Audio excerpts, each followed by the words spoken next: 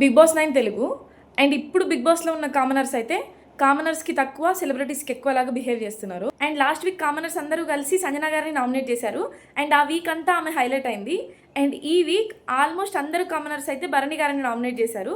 So మరి ఈ week Bharani garu ఏం చేస్తారో చూడాలి. భరణి గారిని నామినేట్ చేయడం వరకు ఓకే, కానీ ఆయన నామినేట్ చేసేటప్పుడు యూజ్ చేసిన వర్డ్స్ మాత్రం రాంగ్. మర్యాద మనీష్ అయితే స్నేక్ మీరు అని చెప్పేసి అన్నారు. అండ్ శ్రీజ నామినేట్ చేసి అయితే చాలా ఎక్కువ మాట్లాడింది అని అనిపించింది. అండ్ శ్రీజ హరీష్ గారిని ఇంకా భరణి గారిని ఇద్దరిని నామినేట్ చేసింది. అండ్ హరీష్ గారికి చెప్పిన పాయింట్స్ మాత్రం వ్యాలిడ్ అనిపించింది. ఈవెన్ భరణి గారికి చెప్పిన పాయింట్స్ కూడా 1 or 2 వ్యాలిడే, కానీ ఆమె యూజ్ చేసిన వర్డ్స్ మాత్రం చాలా బ్యాడ్. ఏమనిందంటే మీరు చాలా మ్యానిపులేటివ్, మీ పక్కనున్న వాళ్ళని తొక్కే మీరు ఎదగాలనుకుంటారు అని అనింది. ఆ మాట కామనర్స్కి కాదు, సెలబ్రిటీస్కి కాదు, ఏ మనిషికి యూజ్ చేసినా రాంగ్ అనే నా ఫీలింగ్. అండ్ ఆయన ఇంట్రడక్షన్ అప్పుడు ఒక థింగ్ని తీసుకొచ్చి ఇది నాకు చాలా స్పెషల్ అని చెప్పారు.